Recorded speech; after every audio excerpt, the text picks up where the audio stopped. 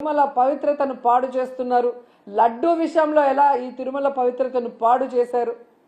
అలాగే మహిళల మీద ఇన్ని అఘాయిత్యాలు, ఇన్ని అత్యాచారాలు, హత్యలు జరుగుతుంటే కూడా మీరు దాన్ని ఎవరి మీద నెట్టాలి, ఏ పార్టీ మీద నెట్టాలన్న ప్రయత్నం చేస్తున్నారే తప్ప వాటికి అడ్డుకట్ట వేయకపోవటం ఈ రాష్ట్ర ప్రజలందరూ కూడా గమనిస్తున్నారు.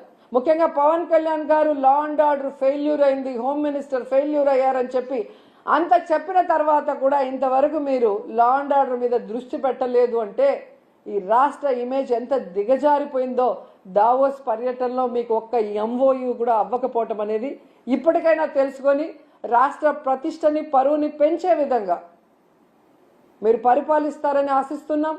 అలాగే ఈ రాష్ట్రంలో తప్పుడు కేసులు, ఈ రాష్ట్రంలో మీకు నచ్చని వాళ్ళ మీద ఏదో రకంగా కక్ష సాధింపు చేయాలి అంటే అది కరెక్ట్ కాదు. ఎందుకంటే ఎప్పటికీ మీరు ఉండరు. రాబోయే కాలంలో జగన్మోహన్ రెడ్డి గారు ఖచ్చితంగా ముఖ్యమంత్రి అవుతారు. ఎందుకంటే ఇప్పటికే ప్రజలు మీకు ఓటేసిన దానివల్ల వేసిన వాళ్ళు బాధపడుతున్నారు. ఈవీఎంల వల్ల మీరు గెలిచారనుకున్న వాళ్ళు మీరు దిగిపోవాలని ప్రార్థనలు చేస్తున్నారు. ఎందుకంటే మీ వల్ల పేదవాళ్ళకి ఉపయోగం లేదు, రాష్ట్రానికి ఉపయోగం లేదు, ఏ వర్గానికి కూడా ఉపయోగం లేదు. కాబట్టి ఇప్పటికైనా మీరు మీ సీనియారిటీని ఇచ్చిన మాట నిలబెట్టుకోవడంలో పెట్టండి.